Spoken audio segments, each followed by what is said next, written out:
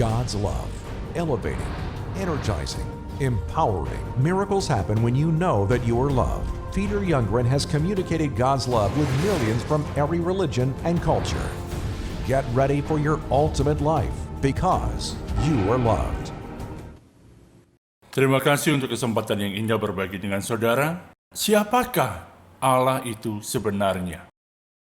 Ini adalah sebuah pertanyaan yang patut ditanyakan karena banyak sekali jawabannya.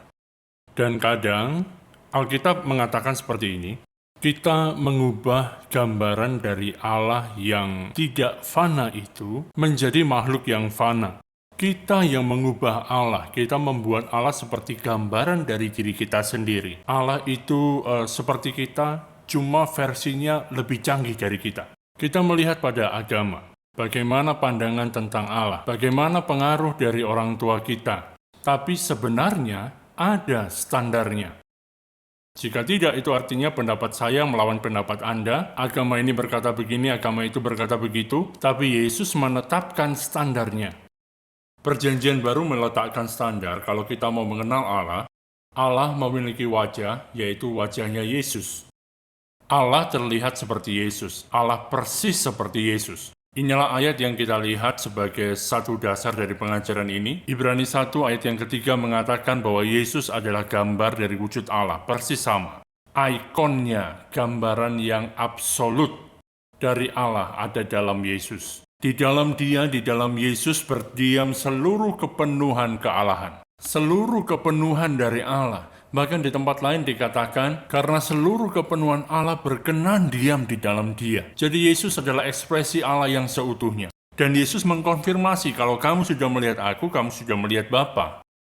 Saat kita melihat Yesus, kita melihat seperti itulah Allah. Dia keras terhadap agama.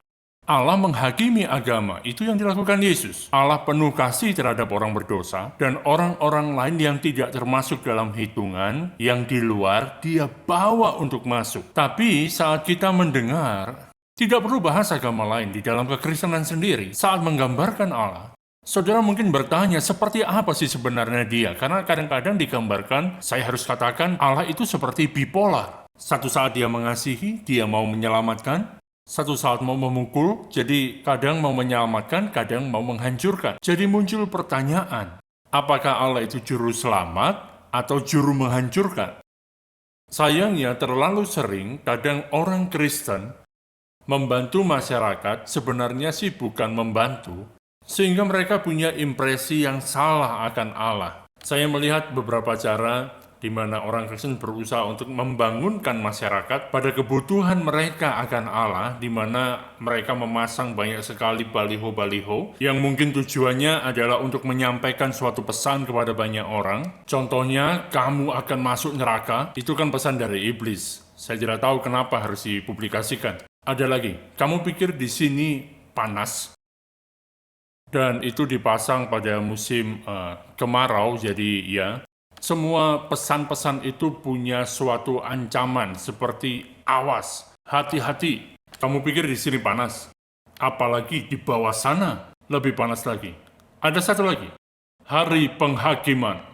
Ya, jadi selalu saja menggambarkan suatu gagasan. Suatu hari Yesus akan datang dan hati-hati dunia, kamu harus membayar neraka itu. Ada lagi yang berikut ini, dikatakan ada iklan gereja berkata menyembah di sini atau terbakar selamanya. Dari gereja kasih yang sejati, ya saya nggak tahu lah. Saya tidak tahu. Mereka coba.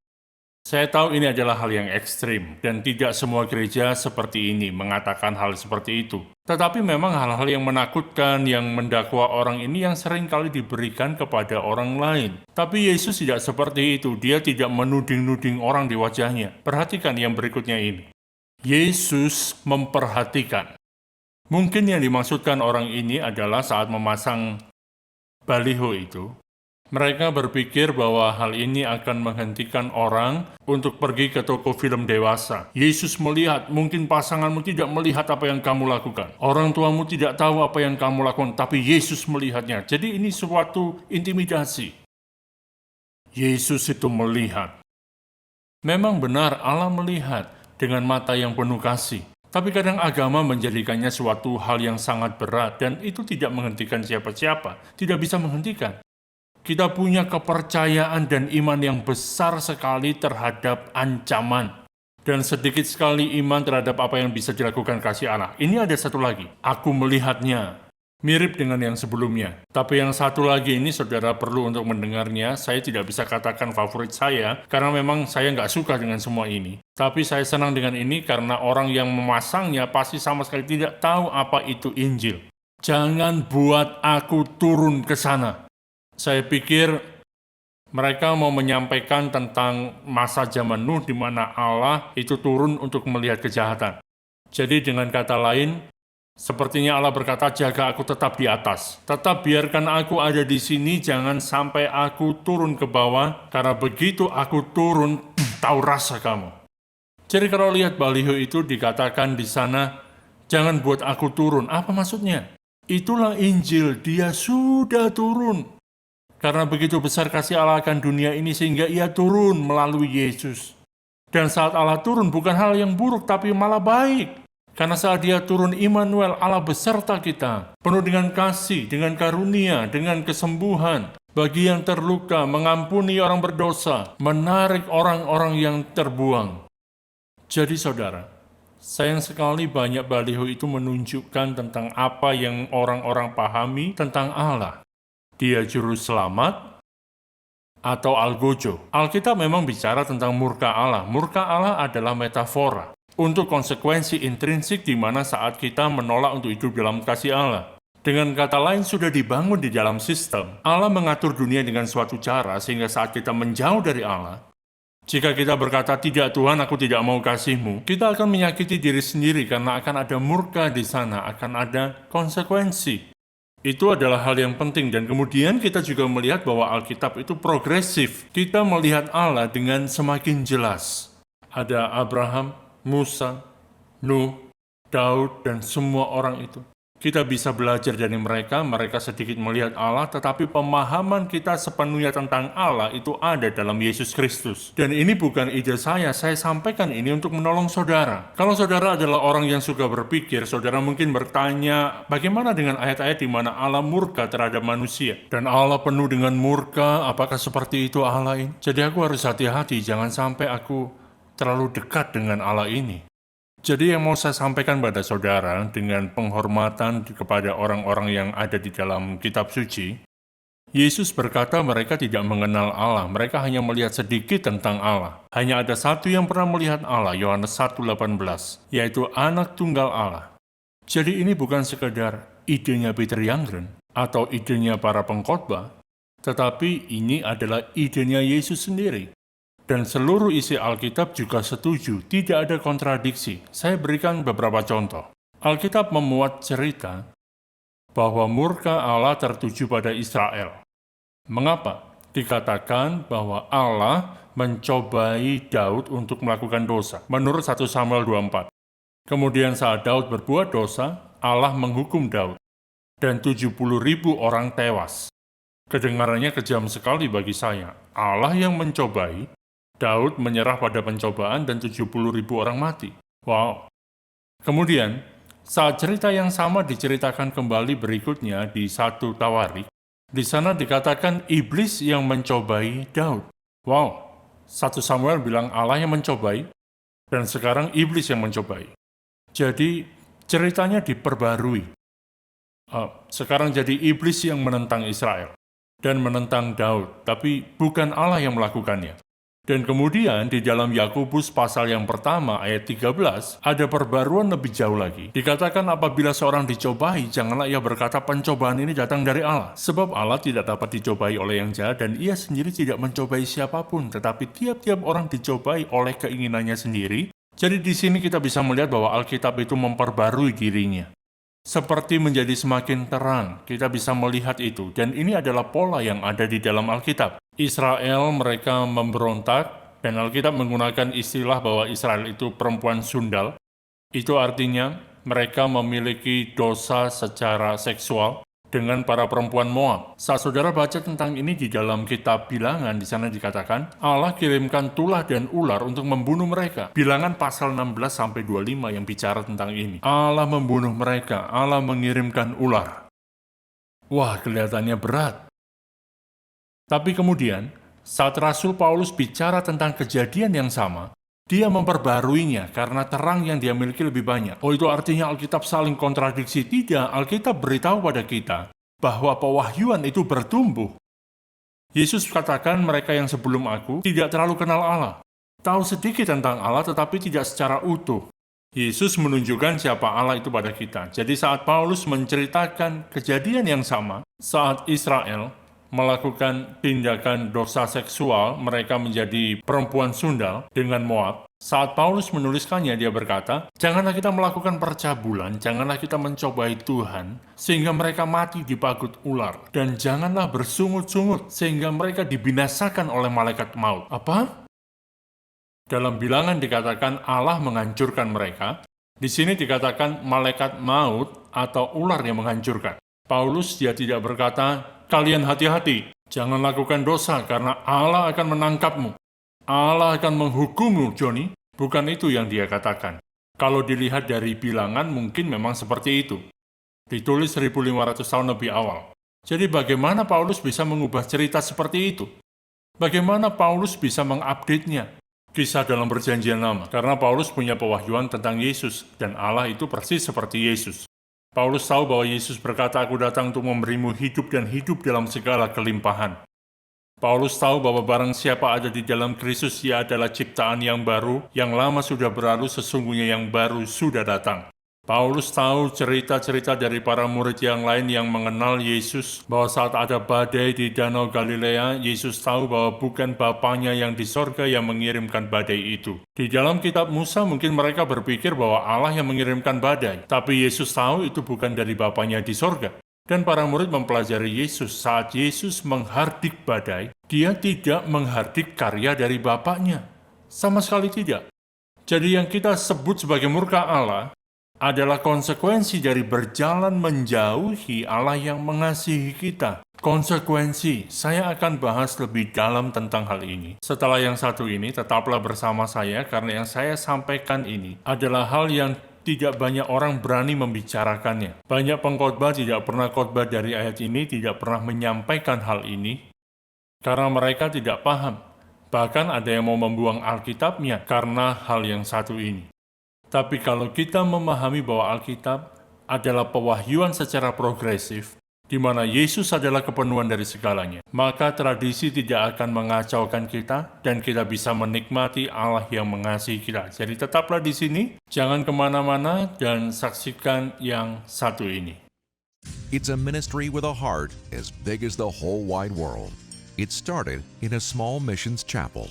That very first service, I just had one goal in mind, that somebody would receive Christ as their Savior. I hoped to preach for 10 minutes, but I didn't last that long. I didn't have enough to say. But at the end of it, 2 people came to the Lord. The vision only grew stronger, and a couple of years later, Peter Youngren had moved to Providence, Rhode Island, Zion Bible Institute. It was during that time that I saw a vision, and it changed my life. It put such a passion in me to touch the world with the gospel. In a way, I became like an untamed tiger. I just wanted to break out of the whatever confinement I was in. And sometimes that confinement was within the Christian church, where we were so much about ourselves, and reach out to those who had never known Jesus. That passion has continued unabated for 40 years, with some of the largest gospel outreaches ever, especially in countries that are normally considered impossible. Just like the Apostle Paul, Peter seeks to gain a foothold for the gospel by first meeting with political and religious leaders. Amazingly, God opens the heart of prime ministers, presidents, governors, and leaders of various religions. Friendship festivals are just that. Events often held in large stadiums where the good news of Jesus Christ is presented uncompromisingly, and yet in an attitude of respect and friendship towards all. Gospel Revolution seminars have impacted 356,000 leaders and counting, an extensive training that reintroduce pastors, bishops, and leaders to the simplicity and yet profound power of Christ's gospel. All this, plus ongoing ministry in Israel, Bible schools in different parts of the world, long-term missionaries, and much more, is made possible by partners. Partnership is more than giving. It is people who stand shoulder to shoulder for the gospel. The VIP family are the monthly partners who form the backbone of the ministry. Because of the VIP family, we're able to say yes to the challenges that come to us. Because we know we have people who stand shoulder to shoulder with this ministry, and they believe, like I believe, that everyone has a basic human right to hear the gospel. You know, it's a great tragedy to me that millions of people are born, they live, and they die, and never hear the gospel. But I'm thankful for the many who are rallying to the cause, who have discovered that it's a real blessing to become involved with the gospel. And so, thank you to the VIP family.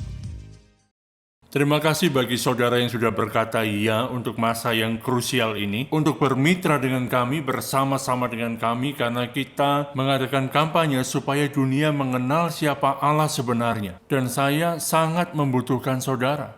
Saya tidak malu berkata bahwa saya butuh bantuan saudara. Ada berkat begitu besar tersedia bagi kita semua yang terlibat untuk memberi bagi Injil. Dan program VIP ini memang untuk hal itu. Melibatkan banyak orang untuk memberitakan Injil kepada dunia. Ini adalah sebuah keistimewaan. Yesus berkata, saat engkau memberi, engkau pasti akan menuai. 30-60 kali lipat. Tetapi kalau memberi bagi Yesus dan bagi Injil, dapat 100 kali lipat, artinya yang paling maksimal. Jadi silakan hubungi nomor yang ada di layar TV Anda. Terima kasih bergabung dengan kami di dalam keluarga VIP. Kita sedang bicara tentang siapa sebenarnya Allah itu, dan sebelum istirahat tadi kita membahas begitu dalam. Karena orang berkata, aku tahu Allah mengasihiku, Allah itu baik, tapi Allah juga pemurka. Dan kita sudah bicarakan seperti apakah itu. Bahwa murka Allah, saya sampaikan, murka Allah adalah metafora untuk konsekuensi intrinsik yang ada dari penolakan kita untuk hidup dalam kasih Allah. Kita bilang tidak pada kasih Allah.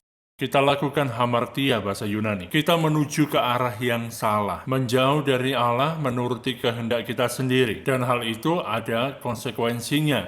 Dan konsekuensi itu yang digambarkan sebagai murka. Konsekuensi negatif. Tapi kadang kita melakukan hal yang tidak adil terhadap Alkitab. Dengan membuat kelihatannya Allah memburu manusia, mengirimkan gempa bumi di sana, angin ribut di sini, mematahkan kaki orang yang di sebelah sana. Bukan seperti itu cara kerjanya. Tapi dunia memang ditata sedemikian rupa, sehingga saat kita menjauh dari Allah, di sana ada yang harus dibayar, ada konsekuensi yang negatif. Banyak dari kita mengalami itu. Kalau saudara pernah menjauh dari Allah, Anda merasa akan luar biasa, tapi setelah sekian waktu, ada masalah demi masalah. Tapi memang terkadang tradisi itu mengacaukan kita. Bahkan saat Alkitab berkata, perhatikan ayat ini, memang ayat ini sering dikutip, tapi kita harus sesuai dengan bahasa aslinya. Saya bacakan buat saudara, Roma pasal 5. Akan tetapi Allah menunjukkan kasih-Nya kepada kita, oleh karena Kristus telah mati untuk kita ketika kita masih berdosa. Lebih-lebih karena kita sekarang telah dibenarkan oleh darah-Nya, kita pasti akan diselamatkan dari murka Allah. Jadi Allah menunjukkan kasih-Nya, Dia tidak ingin kita terhilang, tidak ingin kita mendapatkan upah dari dosa. Kemudian Yesus datang untuk melepaskan kita dari murka Allah. Saudara perhatikan, dalam bahasa aslinya, saya tempatkan kata Allah dalam tanda kurung karena memang tidak dikatakan seperti itu.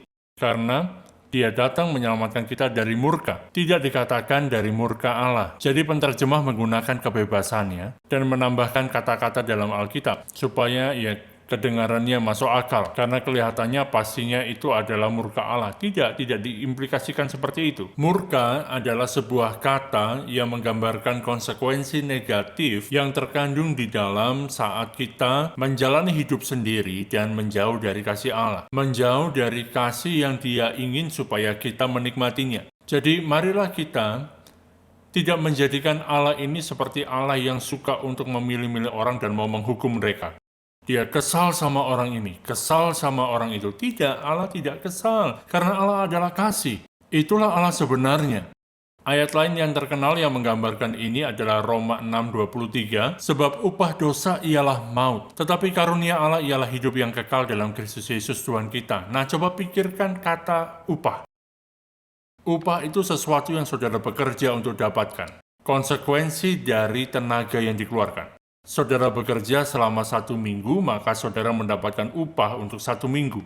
Jadi upah dari dosa, konsekuensi dari dosa, adalah maut, tetapi karunia Allah adalah hidup yang kekal dalam Kristus Yesus. Saat kita lihat ini, kita tanya, Allah menyelamatkan kita dari apa? Dia menyelamatkan kita dari konsekuensi dosa. Dia menyelamatkan kita dari upah dosa. Ada konsekuensi yang negatif yang penuh dengan murka, dan apakah konsekuensinya itu? Maut. Maut konsekuensinya. Apa artinya mati fisik? Tidak, maut itu artinya terpisah dari Allah. Berbagai macam kesepian, hal-hal emosi yang berasal dari menjauh dari kasih Allah. Lalu apakah yang diberikan Allah? Terlepas dari hal itu, terlepas dari fakta, konsekuensi yang harusnya kita terima adalah terpisah dari Allah, tapi Allah berikan pemberian cuma-cuma. Apa itu? Keselamatan. Hidup kebangkitan, hidup kekal. Pemberian Allah adalah hidup yang kekal. Bagaimana? Melalui Yesus Kristus. Saya berharap saudara bisa melihat bagaimana cara kerjanya. Seperti apa murka Allah. Sebagai contoh, ini perumpamaan yang sering dipakai. Anak yang hilang. Dia bilang, "Bapak, aku mau warisanku. Aku mau kamu mati saja, Bapak. Aku mau kamu mati. Karena aku mau uangnya, aku mau warisannya sekarang." Dan bapaknya memberikan warisan itu. Dengan kata lain, bapak ini membiayai pemberontakan anaknya. Kemudian anaknya pergi ke negeri yang jauh, kemudian terjadi kelaparan yang hebat, anak ini berakhir dengan para babi, tidak punya makanan, dia menderita dalam segala hal, apa yang dia alami, dia mengalami konsekuensi. Kandang babi jadi konsekuensi. Dia mengalami murka. Bukan bapaknya mengatur supaya dia dilemparkan ke kandang babi, tetapi itu merupakan urutan kejadian secara alami. Dia menjauh dari bapa yang mengasihi dia.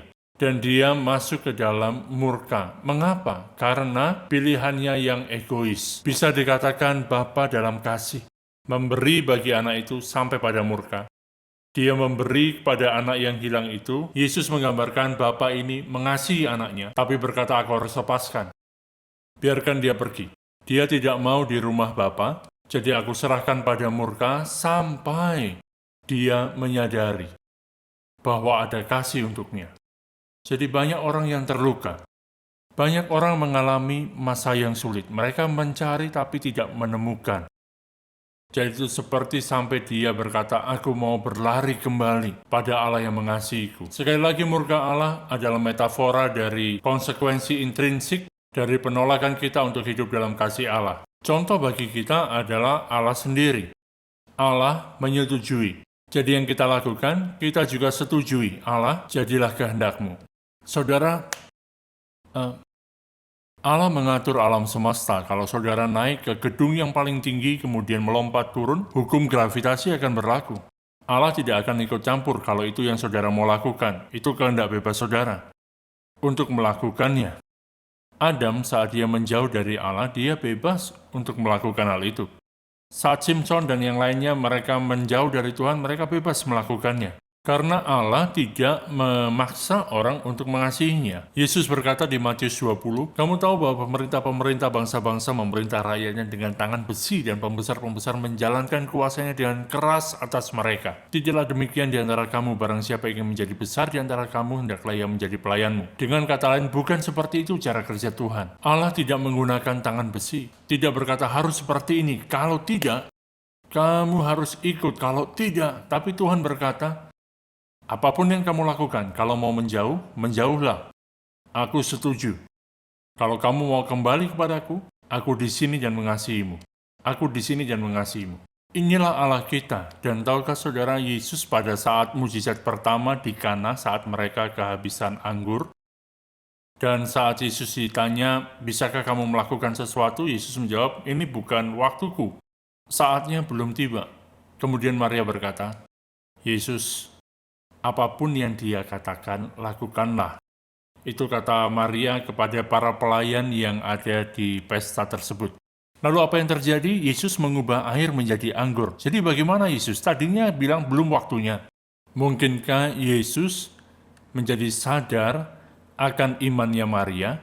Dia berkata, itu tanda, aku akan ikuti. Maria mau percaya, aku akan ikuti. Ingat seorang ibu yang datang pada Yesus karena anak perempuannya. Pertama, Yesus tidak mau menyembuhkan dia.